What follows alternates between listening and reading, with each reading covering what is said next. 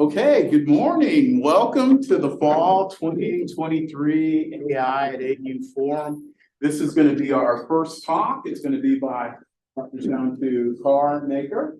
Dr. Karmaker is an assistant professor here in computer science and software engineering. He got his PhD from the University of Illinois, and he did a postdoc at MIT. And today he's going to be talking about democratizing AI with information assurance and knowledge grounding. So this is going to be really, really cool. So join me in welcoming Dr. Karmaker. Thank you very much, Jay. Good morning. War Eagle. Eagle.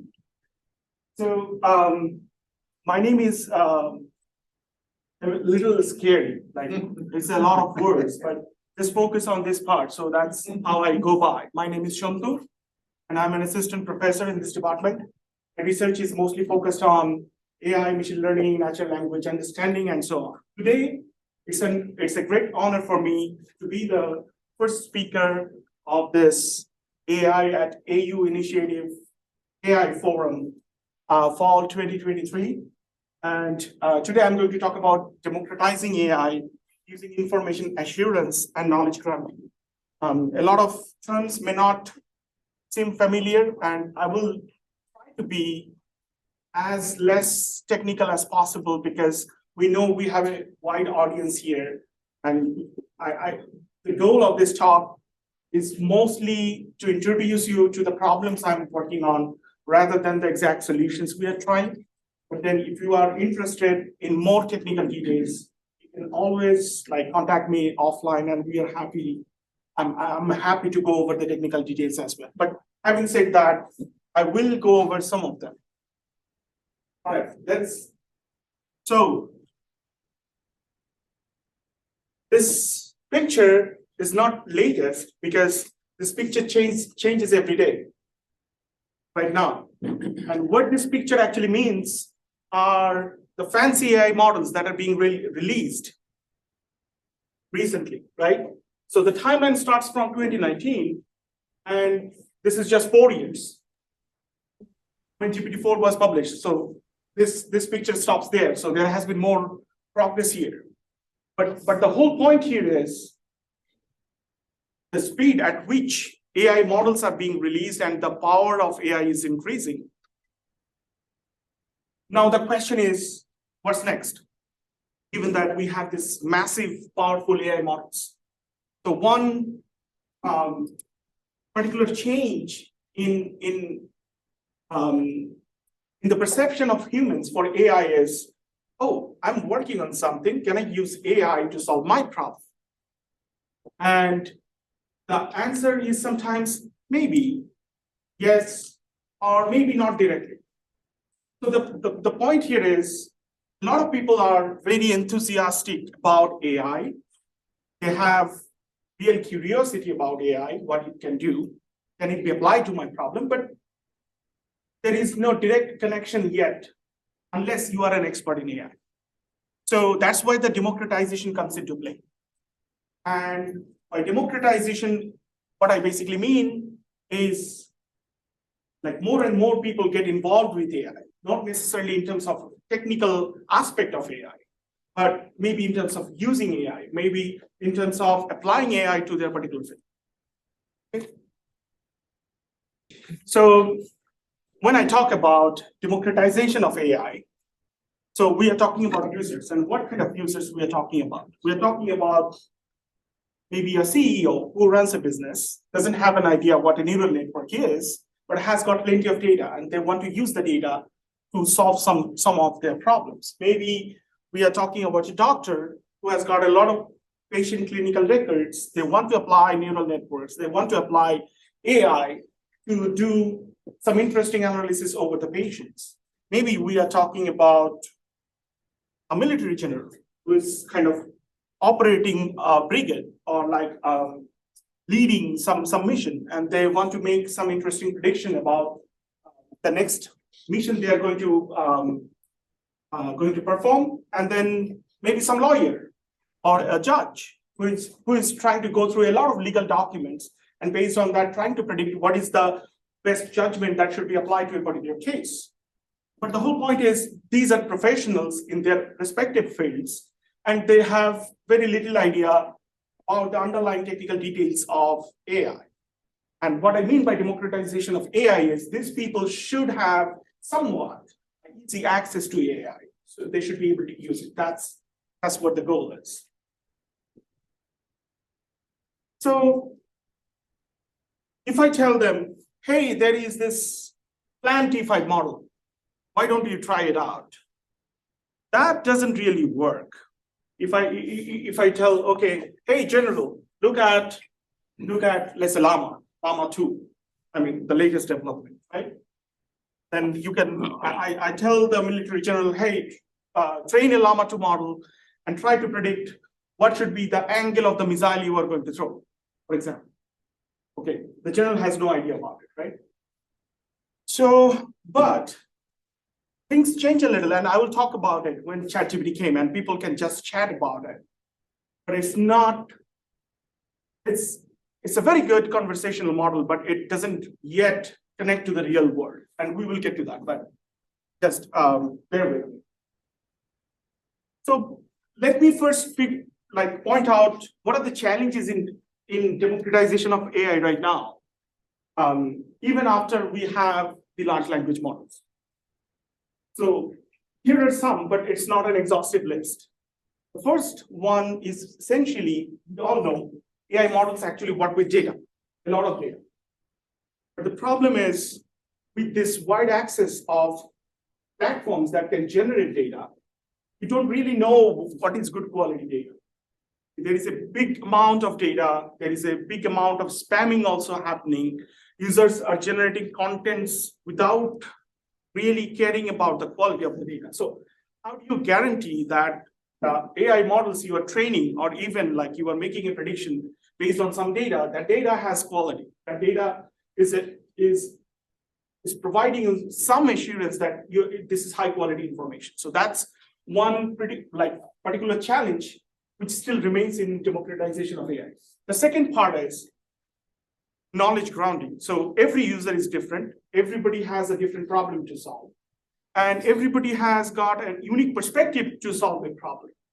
So even if we think about large language models, all these fancy AI techniques, they are trying to generalize based on data, and they are very good in terms of generalization. But then again, personalization or customization to your particular problem often needs grounding based on your context. And that contextualization is still a very big challenge.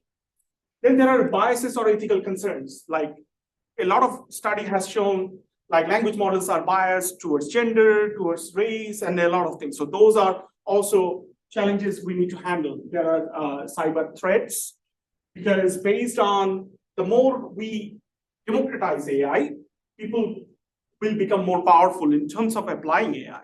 And that basically means they will try to leverage that to pose an attack. And we need to be able to handle those attacks.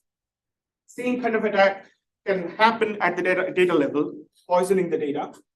And the other part that becomes very challenging for democratization of AI, because now no longer we are dealing with computer scientists. Computer scientists always know, oh, I have these labels, I need to classify, and I can generate some numbers based on some accuracy or metric, and that number tells me everything. But when you talk with real people, the numbers have very little meaning to them. So it's more about the utility. And the evaluation is no longer restricted to a number. So the more we democratize AI, the more challenging it becomes, the more complex the tasks become, and the more challenging the evaluations also become. So these are the general challenges that we have in democratizing AI. And in my current focus of research, I'm mainly focusing on three parts of these challenges. So the first one is information assurance. That's one kind of very important challenge that I'm working on. The second part is the contextual understanding, as well as the last one, the utility evaluation. But in this talk, I'm not going to talk about the utility because of the time, constraint of time.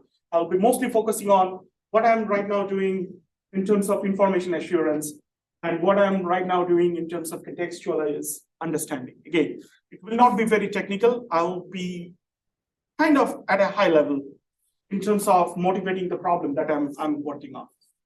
So as I said, this talk will be mostly focusing on the first two.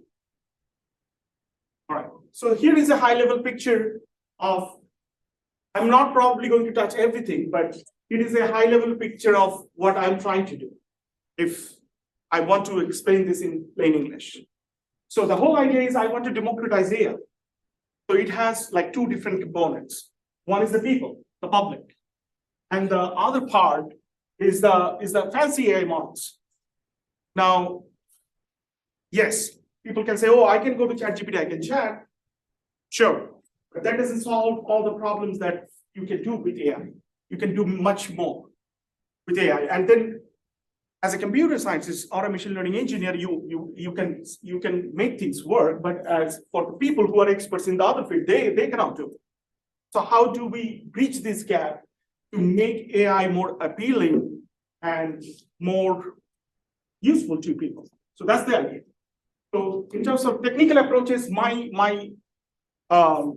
techniques mostly involve natural language processing, information retrieval, big data, intelligent agents, conversational AI, those kind of techniques. But the problems I'm working on, I mean, at least for the focus of this talk, will be the information assurance and the knowledge grounding parts. That's what I'm going to talk about. Right. So before I move further, any questions so far? Yes. Why did you focus on those two areas? Good question. Because I would like to work on all the challenges that are associated with democratization of AI. I just don't have enough bandwidth and people to tackle all the challenges. So I need to fix some.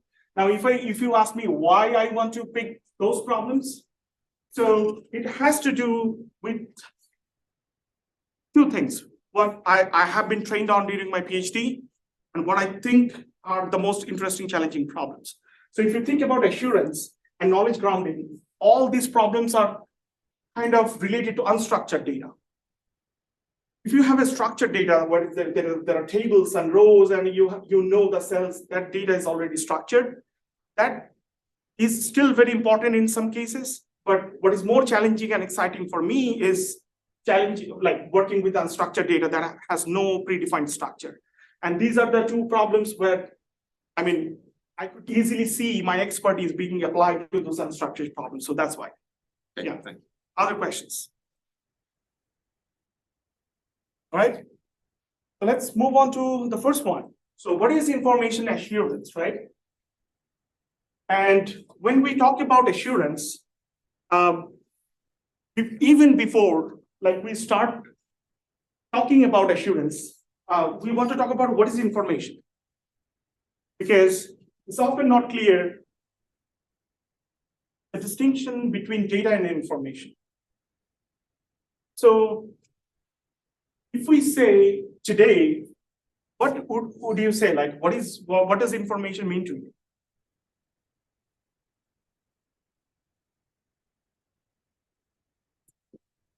Something that provides, something that helps me with the solution.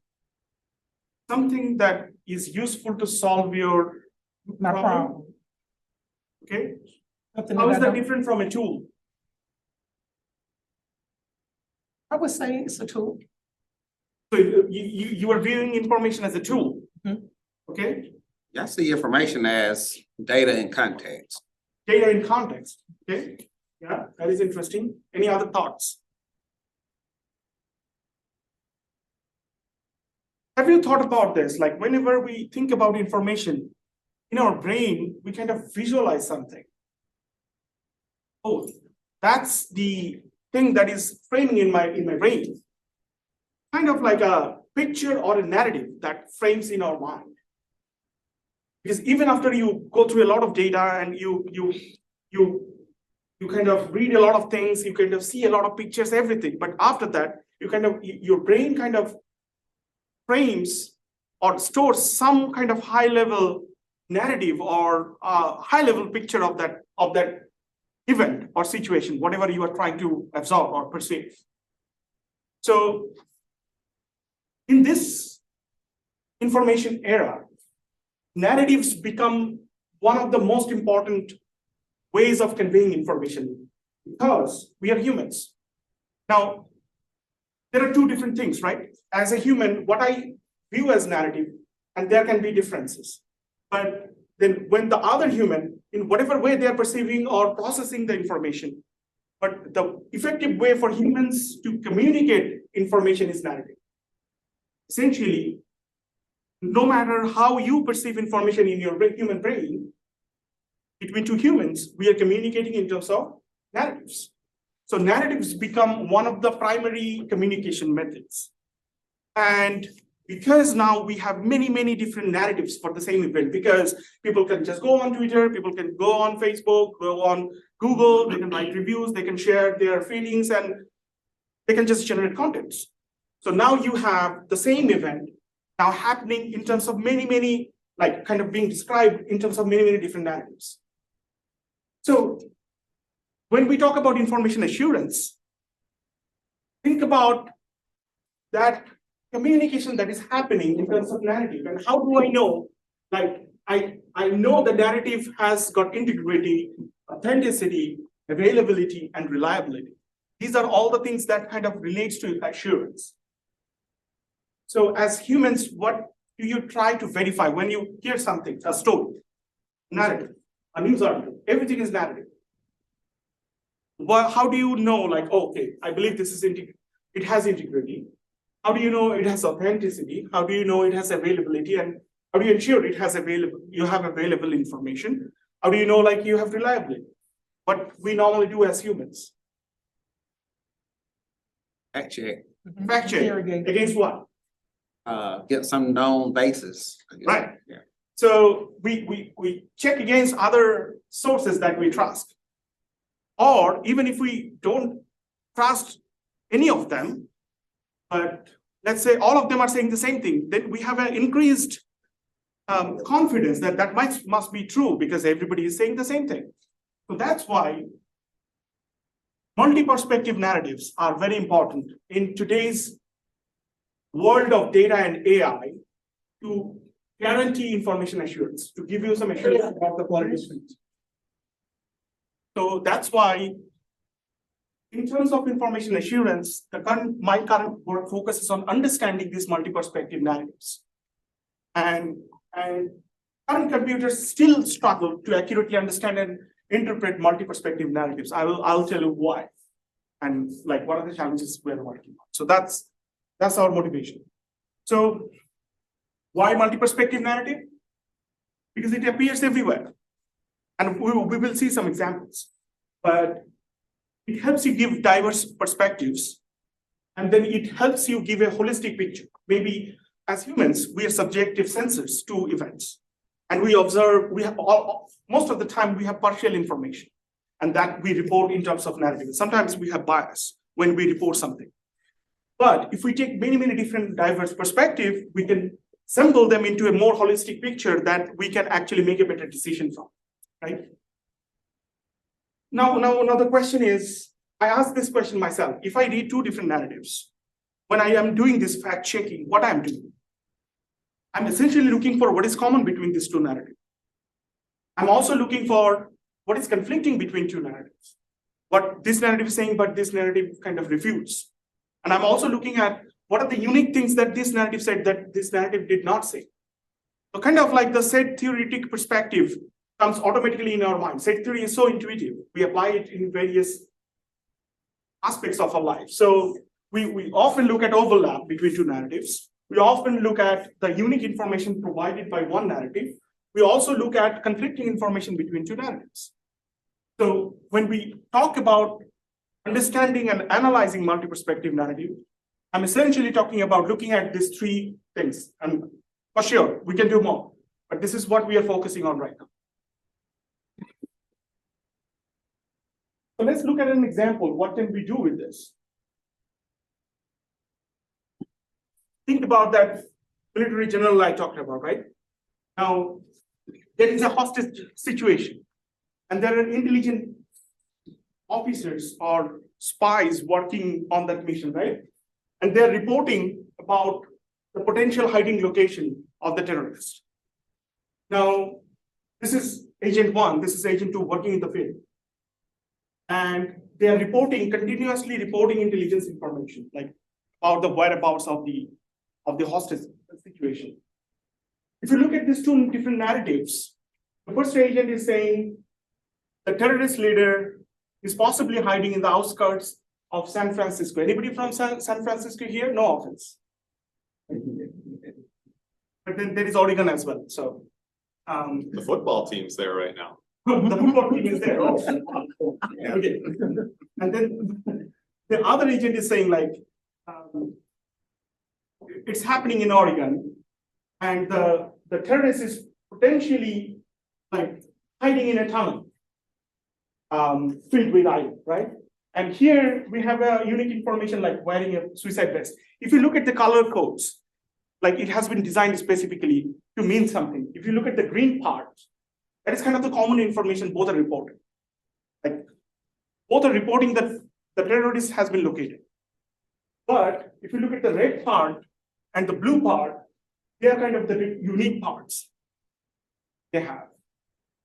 So if I try to summarize these two narratives, multi-perspective narrative, I should be saying like, one agent is saying the agent is in San Francisco wearing a suicide vest, but the other agent, they are in Portland, Oregon, and in a tunnel filled with items. These two are independent information, but this one kind of conflicts. Maybe San Francisco, maybe Oregon, we don't know. But the overlapping part is the terrorist leader has been located. Now, based on this information, the general has got some idea that the terrorist is in the Northwest, probably wearing a suicide vest, probably hiding in a tunnel. So those kind of decisions now is easier. Now think about many different agents reporting about many different events. And the generals are busy people, right? They cannot go over all these information in real time, because even in this kind of critical situations, even a second matters.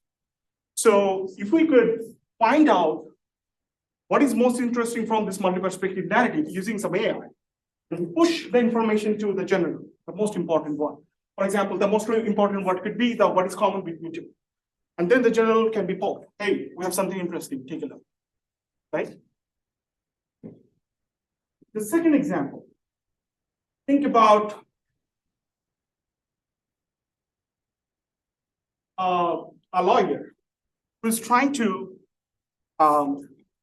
analyze whether the privacy policy of some web service is violating some laws or not. So in order to do that, they first should be looking at what these two privacy policies are saying, what is the common thing between them, what is different, and what is conflicting. And even as a user, let's say I want to use a service and I have two choices. And I'm very privacy conscious. I don't want to pick a service that breaches my privacy, or I don't want to share my information with third party. But as users, we often don't read all the privacy clauses that are there. You just click, I accept, I understand, and move forward. And later realize, oh, my information was shared because there was a line. Yes. Oh, and from your previous example, there was a question. How would you deal with a very different narrative? The leader is a freedom fighter building a movement against government overreach. So the question is, Not for privacy, but for the previous page, right. which is from Chris. Okay, so That here. yes. So if I understand the question correctly, so what happens if the topics are similar, but they are actually different events? So the way we solve this today, I mean, you would be surprised how powerful the deep learning techniques are in terms of encoding information in terms of numbers. And those are called text embeddings. I will actually talk about them like in a few moments, but the whole idea is it's not perfect, but you can encode these the subtlety in differences of these descriptions through a vector of numbers. And the whole idea is you could, even if you have a very specific task, you could fine tune your model and embeddings in terms of capturing those kind of subtle differences. So there are ways to handle that using sentence encodings, and we'll talk about the encodings and how to evaluate and all that. All right. So in the second case, like Google versus Apple, you see here, some things are, these are the things that Google mentions, but Apple does not. These are the things that both Google and Apple mentions. These are the things that only Apple mentions. And if we just try to highlight, something will come up. And Google will share personal information with companies and organizations outside of Google, with your consent, of course, but they will. But for Apple, it's just non-personal information. So if we can show the user without spending the time to read entire article or the privacy policy, if we can just show the difference and highlight this, that would be very helpful for users to make an informed choice, like which service I want to use. So you could do this. These are also multi-perspective narratives. This is just a different domain. So I'm just showing you different domains. Here's another example. Let's say there is a policy. I don't want this one.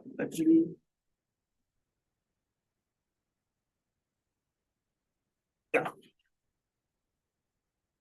Think about there is a policymaker, and they want to know around some sensitive issue, what kind of laws are being passed, or what is the judgment from a Supreme Court, and what are the sentiments around different political spectrum. Now, the policymaker, they can do, they can take a news article from a right-wing news media.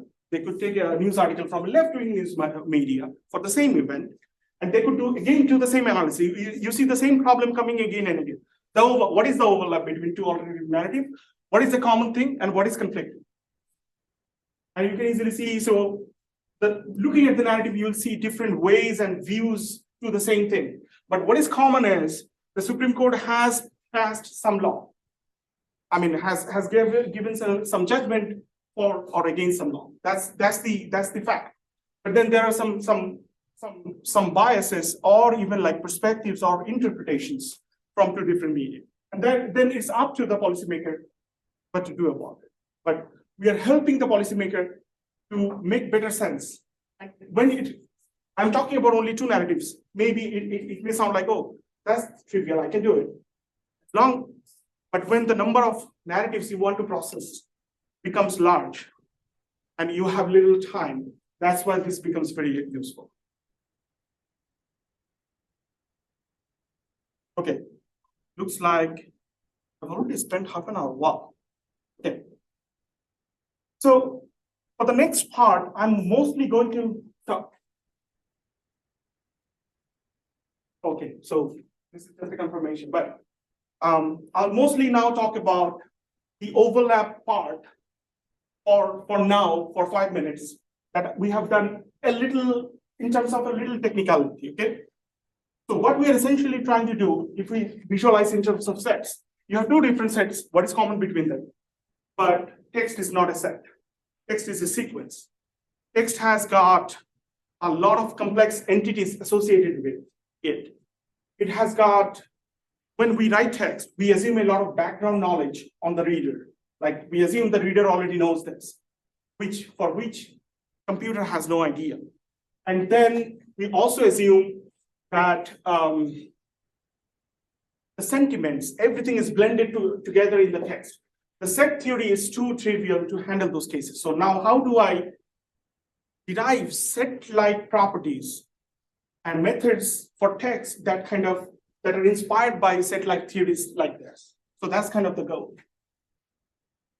So we basically are looking to devise some kind of operator that will take two pieces of text and try to find out what is common. And the definition of common is itself problematic because two people will never agree like this is the only common part, right? If I ask you to do the simple task of, okay, tell me this is an image, is it a cat or dog? Most of the times humans will agree, okay, this is a cat or dog. But when I say, tell me what is common between these two narratives, and two humans write it down, most likely they are not going to agree. There will be some difference between what is the ground truth. That's why this is so challenging. So we started with this problem. So remember, we started this in 2020, which is 3 years, probably almost 4 years. And at that time, these were cool problems, which may not be very cool today because of the large language models that we see today. So we asked, at that time, there was no benchmark data set. Like, how do I evaluate this? There was no like a generator that could actually satisfy this constraint. People were still working on basic summarization. And how do we evaluate this task? Also, we didn't know. So this is something I started after I joined in Auburn. So the benchmark data set, we didn't have anything, but we identified some website called allsites.com, and where we actually found it interesting. Like, they try to cover like interesting topics, like mostly controversial and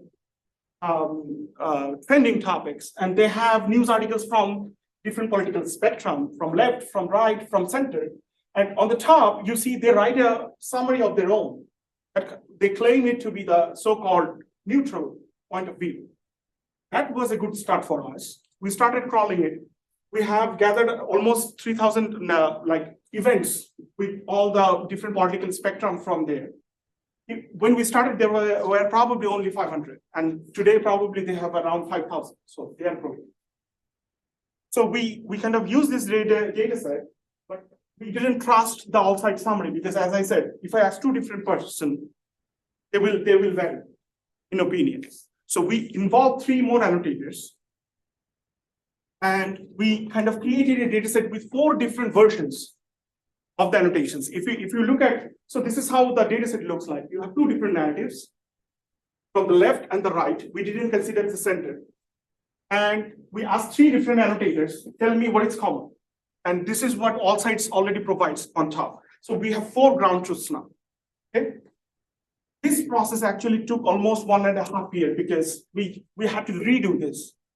Why? I will tell you in a moment. But eventually, once we did this, we had created only 137 samples, spending the 1.5 years. That gave us like 411 human annotations. Why this happened? That is the question. And we will actually talk about why this happened in a moment. Just bear with me. But before that, know that we have this data set now. Now, how do I train a model to do this task? Now, the real problem is 137 sample for a deep learning model to train on. If you are familiar with the field, you will laugh, right? So no way we could do training with this data. This is so small. This is not even as a testing data set, the reviewer said, like, this is not enough, let alone be training. So what can we do? We need to have some way to automatically generate training data because this took us over a year. We cannot do this for training. So we had to create synthetic data that can mimic this kind of overlap task. So here was the idea. We said, let's not take 2 documents because 2 documents we need to analyze what is there. But what if I just take 1 document, I split it into halves, ensuring that there is some overlap. So some part from the document will be common between the 2 parts. So now you can create 2 different documents from the same document, and you can assume the overlapping part is the overlap. But you immediately see a problem with this, because this part is identical between 2 parts. The model we just memorized, it will just learn the copy task. It will not really learn, it will trick you and learn just a copy function. That doesn't help. Okay, so what can we do? Model will cheat here and simply learn to copy. So what we can do is we can ask a human to actually paraphrase or summarize this D naught.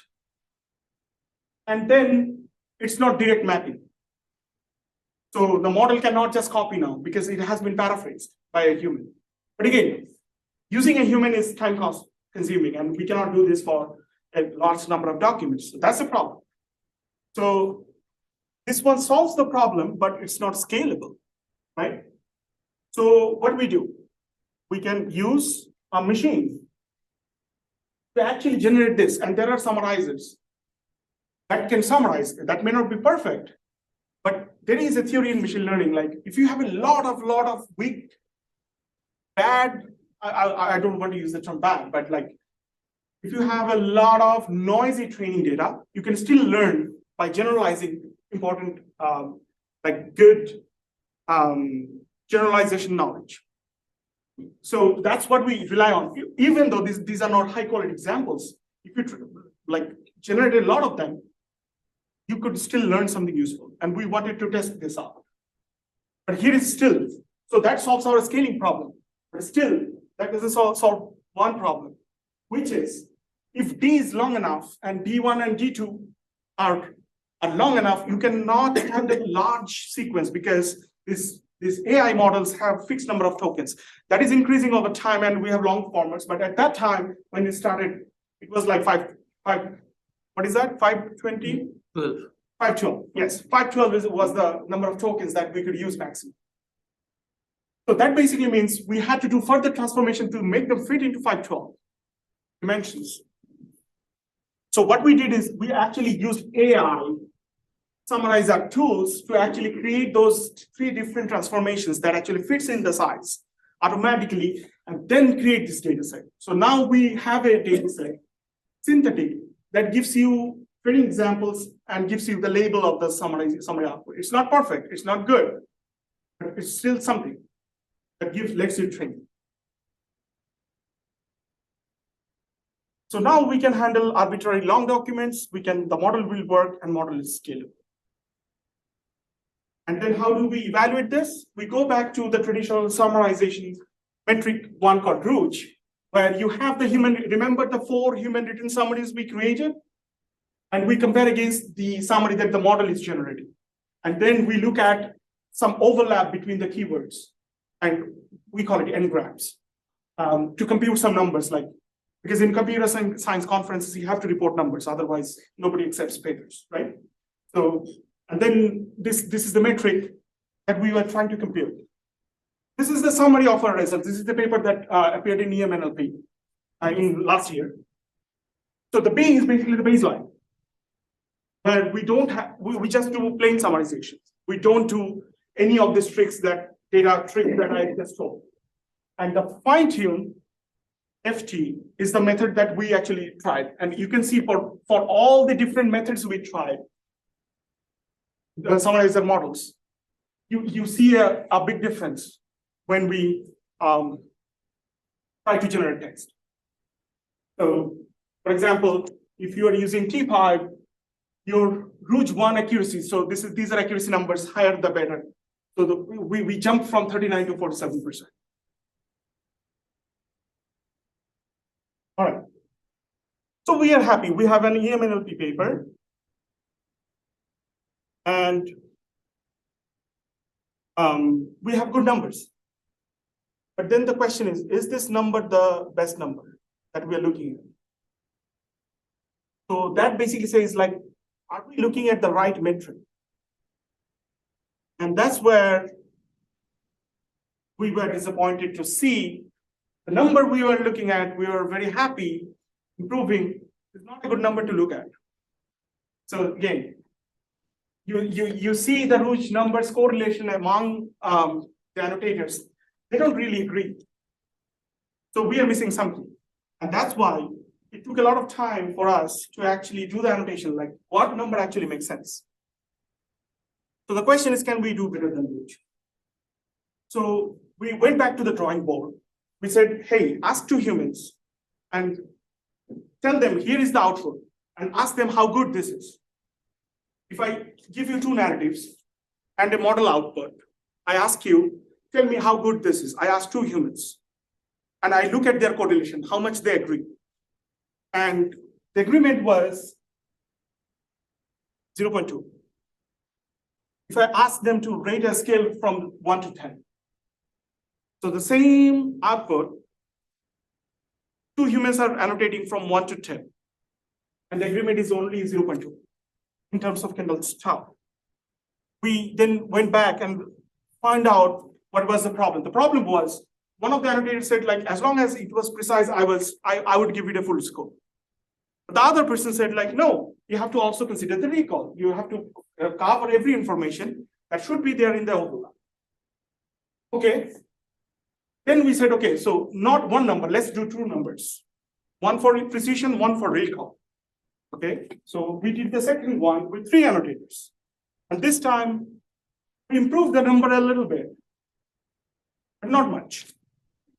That basically tells us, if you ask humans to read an entire document and give a score, they will most likely not agree. You need more finer grained evaluation. And for that, you need to look at individual sentences. You kind of want to look at each sentence and ask the annotators to tell that whether this sentence should actually be in the overlap or not. And it turns out, if you do it at a sentence level granularity, they do a much better job. Not going into the details, the final number looks something like this. Their agreement improves, right?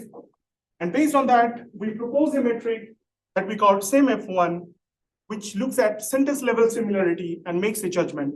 And that gives you, from Rouge, we improve around something like 0.5. And previously it was around 3.38, 36, like that. Still we are terrible, but we are less terrible than the previous one. That's kind of where we are right now.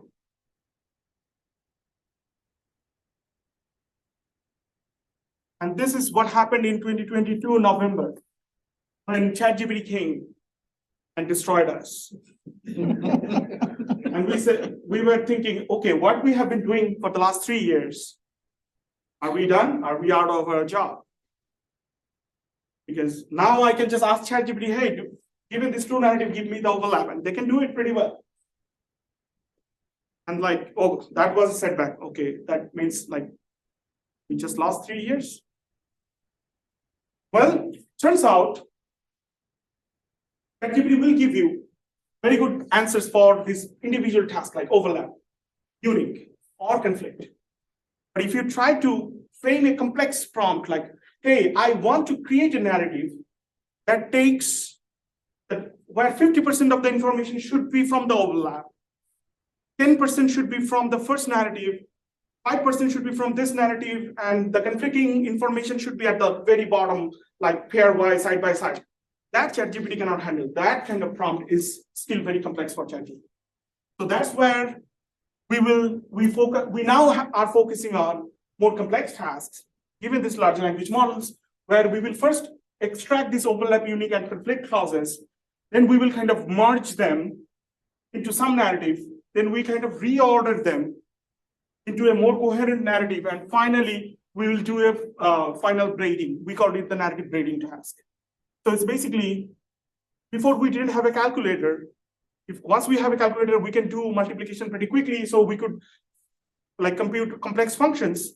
So now we have these LLMs. Those are our calculators. And use that to do more complex tasks. That's where we are focused on right now. I don't want to show you numbers for this because we are still experimenting and I don't have high confidence in showing you numbers right now. But we are working on it. I have only 10 minutes, so I thought it would take much less, but it is taking a lot. Maybe I talk too much. Any question before I move on to the second part? I'll be very quick on the knowledge grounding, but any question? What's the performance gap between your method and ChatGPT? Good question. So it turns out ChatGPT performance varies a lot based on the prompt you actually give. If you do a lot of prompt engineering, ChatGPT numbers will probably increase in terms of like double. It's very good on individual tasks. On your benchmark or? On our benchmark, yes. It turns out ChatGPT can give you double the accuracy that you can get with the traditional matrix, but you have to do a lot of prompt engineering as well. But those are for the simple tasks. But when it comes to the complex task of grading, like combine this, all that, then ChatGPT breaks down. It cannot satisfy those constraints. So now our focus has shifted there, sorry. Questions? Okay, so let's go to, let's now forget everything that I said. And let's go on a different direction or different challenge that I'm going to talk about right now. So this is more about knowledge grounding. So you know this ChatGPT thing, right? And you can go there, you can type things, you can get responses. It's pretty good in terms of general knowledge and general interaction, any kind of open domain discussion. But let me ask you this question. What do you use Siri, Alexa, Google for today? Most of the time. Setting alarm. Setting alarm. Or do you even use them? No. But you imagine, like, what do you do? Let's assume that you are not using right now, but if you use, what kind of things you would do with them? House appliances. Sorry? House appliances. Plans? Oh, appliances like. Appliances. Yeah, House appliances, appliances. House appliances, okay? Yes? Like, make a telephone call. Yeah, make a telephone call, turn on the rice cooker, turn on the light. Okay, very good. Meeting. Set up a meeting, Play some music. send a message. Yeah, play a song, right? Okay. How about now using these chatbots as your personal data scientist? So essentially, we are talking about a human who is a data scientist. I can hire the human data scientist and give that person some task. Here's my data, solve this problem. But instead of hiring a real human, can I use this assistant as my data assistant, as my data scientist? That would be nice. Yes, that's what we are trying to do with this project. And we have some success already, so that's the good part. So think about this. You have a data set, let's say. It's a flight delay data set. Just a toy example. It has got some attributes like what date was the flight, what was the day of the week, what was the departure hour, how much delay that flight happened, what was the flight number, and all these kind of delays and all that, right? Now, if you ask ChatGPT, hey, I have a data set with these attributes, and I want to predict for each airline, what is the maximum delay going to be suffered by any of its flight next week, let's say. ChatGPT has no clue what your data set is. What does delay mean? Is that an arrival delay? Is that an airline delay? Like missing context. In terms of general discussion, you can still talk to LLMs and you can get fantastic things, but here things break down. So you need to better contextualize and give ChatGPT more information in order to make things work. And it's very hard because everybody will have a unique data set of their own. They will frame problems in a different way. Everybody has their own challenges. So essentially, if you think about how we do machine learning today, we create a prediction problem, we formulate it, and that's mostly human driven today. Then we do some prediction engineering. This is more machine learning engineering. You need an engineer to do this. This is where we have some automated tools, but once you have done this prediction engineering, you can fit to some blocks and hope to do the magic. And then once the box gives you something, again, you need an expert to explain this. So now we are talking about a data scientist that is virtual using intelligent agents. So if you want to use it as a personal data scientist, you should be able to do all of this, not just this box that exists today. So that's what we are trying to do. We're trying to automate that task, and this task. But the point is, our users are humans who are not experts in machine learning. They only can do a conversation. They cannot frame machine learning problems. So the idea is to have a conversation with the agent to figure out what the machine learning problem should look like in terms of a representation that is understandable to the computers. Okay? So we devise some expression which is very simple, like a JSON format. It's like a key value. So we'll represent a problem with some target entity, some target attribute, with some filtering constraint, some aggregation constraint like that. We'll have some slots. And we will give some information to ChatGPT or any large language models like, here is the data set. And we could always retrieve more information based on this text. Like, what does departure delay means? You can do a quick Google search, or you can even ask ChatGPT, it will tell you what a departure delay means. You take all those information and kind of try to frame a slot filling approach. So these slots are empty initially. The model doesn't know anything, but once you keep the conversation going, you can try to fill in these slots. And if you do that, this is something that will happen initially. The slots are all empty, and you see everything is red and everything is question mark. The model has no clue initially, but as the conversation keeps going, you see some of them become orange and eventually green. That means throughout the conversation, we could actually find out what is the target attribute, what is the filtering attribute. Because once you figure this out, then you can create a training and testing data set and throw it to the machine learning box. You don't need a real human data scientist. Okay. And here is an algorithm. I don't want you to look at this. This is not for you to really go through. But the whole idea is, if you apply this algorithm, the conversation will keep filling those slots. And in the high level, it has got two phases. One is the offline and the other one is the online. In the offline, you kind of create synthetic utterances and synthetic petal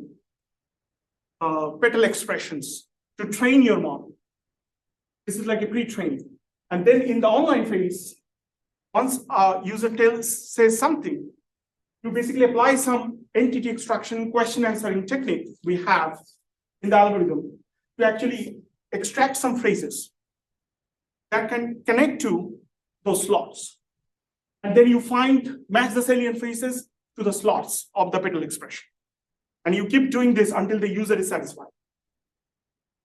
And once they're satisfied, then you can create the training testing data set according to that expression.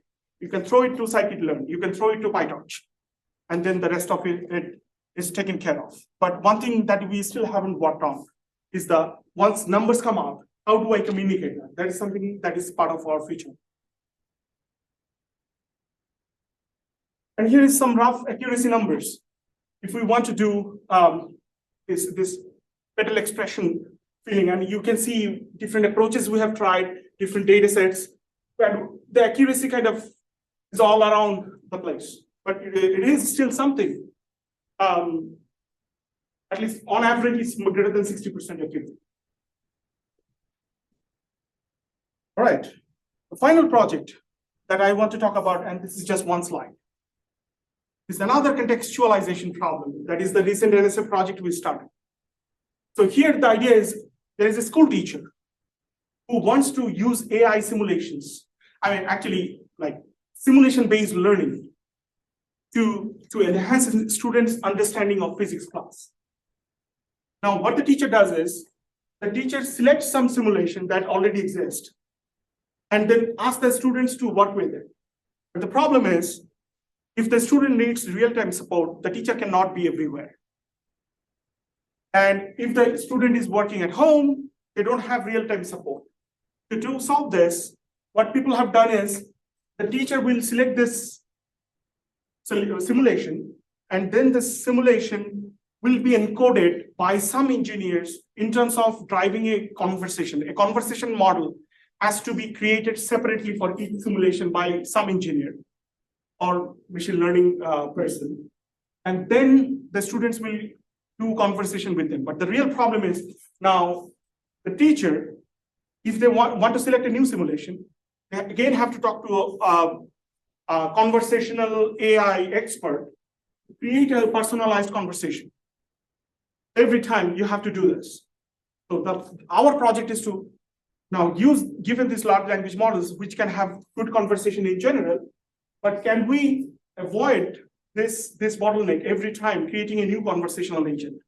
And we have one conversational agent where the teacher will just talk like that virtual data scientist. It will talk to that agent that here is my simulation and this is what I want to teach in my class. These are the goals. Now can you drive a better conversation without requiring a separate human data scientist to actually implement that conversation? And the goal is to, if we here, like the data science problem, here the goal is to understand what variables of physics is the teacher interested in teaching in the class. Like, for example, if it's a pulley experiment, there are two different masses and how those masses connect with each other. Those are the important things. So those are the symbols we are trying to learn from the conversation with teacher. These are the goals these are the learning objectives that we want to represent. And then when the student is doing experiments and needs some help, we can guide that help with respect to these learning objectives that we have already learned from teacher. So it's like we call it SimPal, which is like a simulation PAL, trying to help the students based on the conversation it already had with the teacher. Again, grounding the conversation with respect to the learning objective and the simulation the teacher has selected. All right? So the final slide, here is our group. We have right now 9 PhD students. 1 student just graduated this summer, and we have 2 undergrads. Matthew is still not in the picture. He is here, but yeah, I need to update my website. But other than that, we have hardworking students who are constantly working on these challenging problems, and we are trying to improve our solutions every day. But again, as I said, today's talk was not technical at all. So if you are really interested in understanding how we are actually solving, you can send me an email, we can schedule a meeting, I can give you the papers, I can talk more about the exact technical details that you want to hear from. So that's it from me. Thank you very much, and I'm happy to take questions.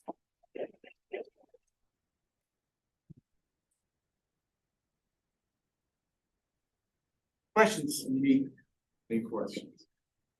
Any questions from Zoom? Oh, yeah, we have a question. So you talked about creating synthetic data from training the model. Of the data. Expensive and you make 30 or something samples in 1 year. So how did you create this synthetic data, and how does that represent, how well that represent the real data? Good question. So the question is, if we have created synthetic data, how do I know that synthetic data is useful, or is it good quality or something, right? So one important distinction between here is like what we are using for training and testing. So in machine learning, the point is you can do anything during training, as long as you show that your model is doing well in the testing domain, right? Unseen data. Now, of course, if you have totally random noise in your training data, you are not going to learn anything, and you will see bad numbers on testing data, right? But it's very important that your testing data has got like valid ground truths when you are evaluating. But then again, in the other part of like noisy training and weak supervision is basically when you don't have high quality data, but you really need them. But if you use a lot of noisy data to train, there are theoretical like papers that try to show still you can learn something useful by averaging out those noises. So that's what we did. The synthetic data is not perfect, and we don't know how bad or good it is. But we use that to train our model and then test on the real, actual, valid ground truth to validate that that was helpful. That's how we did it.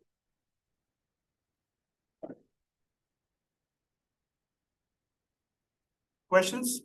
For ChatGPT, was it evaluated on 3.5 and 4 both, or just one? Not 4. Not four. No, not right now. 3.5. I have a question, and in fact, I started on, first question was how many perspectives or too many? This is and I think you kind of mentioned something to that. So based on that, I have another question.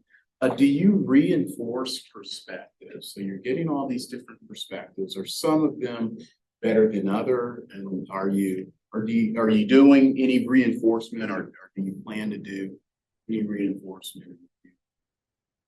Yeah, so that's a good question. So when you talk about reinforcement of perspectives, do you mean like I want to reinforce a particular kind of perspective to a particular user? Or which perspective seems to be better? Right. You get a wide set of, right? Okay. Yeah, so there are two different things. One is I try to impose or promote some perspective to some user, which we don't do. The other part that we are working on is basically more like a trust model. So essentially, initially, if you think about, okay, I have two narratives. I want to know which one I can trust, but I have no clue. So initially, I could start with a basic like zero trust for every sources, but I can build the trust over time. And the way we could do it is two ways. One is initially, I could look at two narratives and see whether both of them are saying the same thing. If a lot of things are being common and very few things are like conflicting, we could try to automatically increase some trust because there is cross verification. And the cross verification, if it increases over time, then you can increase the trust more. But initially, I think that we should not entirely rely on automation. So there should be initially some human verification where you are doing this analysis, but some humans are also taking into account and putting some trust. And well, we already have trust in some sources already. So maybe one good idea is you already take some trusted source that you already know, and then you have a bunch of untrusted source. But when the untrusted sources are giving you information, kind of try to see whether you can match with the trust. And the more match you see, you increase the trust of that. So in that sense, if you are increasing the trust on a particular perspective over time against something that you trust, then that perspective is getting rewarded over time. That's kind of the model we are working on. Yeah, I think the key word that you said there was source. Because your narrative is coming from particular sources or multiple sources. Yes. And it's almost like over time, you're gonna have certain sources that prove out to be more valid over time. Yeah. And those are the ones that you elevate sound. But then there are adversarial examples like that try to game the system. They will try to be very trustworthy initially, and suddenly they will flip. And that's very hard to like. So it's like a dynamic behavior modeling kind of thing, whether they have any like suddenly change their behavior. So it's very challenging. Yes. Yeah, so regarding the source, so about the perspective is that sometimes you can miss out on some perspective. So are you planning to do something about that? Okay, you should cover all the narratives that are out there. Like How do you know you are covering all the narratives? Yeah, you don't know that. That's why like You will never know. how can you like ensure like you're not missing out on like a majority narratives or a majority of the like that has to do with a more comprehensive retrieval of information that you are analyzing on. So essentially, if you extend this problem from two narratives to n narratives, right? Mhm. So you have two narratives, you look at what is common, and then you get something. You check against the third one, right? And you keep increasing the information as much as you can get. So your retrieval algorithm that you are using to retrieve the related narratives, you want to make sure like you are retrieving a good sample of narratives to actually get the more holistic picture. And then there is no final answer there because you could always do more and more. is it a good idea to like make a cluster out of your retrieved documents? It depends on your application. Because here I kind of mostly talked about a particular event, and the narratives are centered around the event. So essentially narrative is an alternative representation of the event itself. So as long as the narratives are talking about that particular event, you just need to make sure there is enough relevance. What's the frequency of your retrievals? Frequency of? Of the retrievals? So that depends. So this is an interesting question, right? So if you look at ChatGPT and you start asking questions, what is going to be the temperature today? So you'll probably get an answer like, hey, I only have data till February, like September something 2021. I don't know anything beyond that, right? what is the problem there? Because if the model has been trained on data that actually were present by that time. So no recent data has not been like incorporated into the model, so it doesn't know the recent history. So it's basically the more you do retrieval, the more you get new data, and you have to train that model again. But the problem is, even if you do gather like a lot of data today, you cannot train a ChatGPT model overnight. It takes a lot of time. So then the point is, there is no right answer here, because the speed at which the computing the processing times are improving, the storing powers are improving, the GPU powers are improving. The quicker you can train those models, the more frequent you can retrieve new data and train models. So there's Or some you need to find out some online fashion that doesn't train from scratch, but can quickly update the model, which is very hard for large language models to do right now.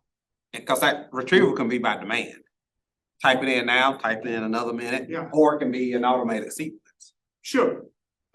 So if you retrieve something right now and training it and having a real-time feedback from large language models, that's not happening today. Okay. For sure.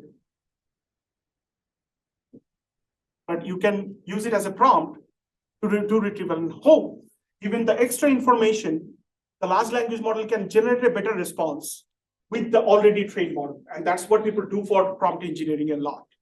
So you're not changing the model, you're just changing the prompt that you are giving with more information. That you can do. All right? Let's give Dr. Karmaker. Thank you very much, and I'm happy to talk about questions. Let's schedule something offline. All right, thank you.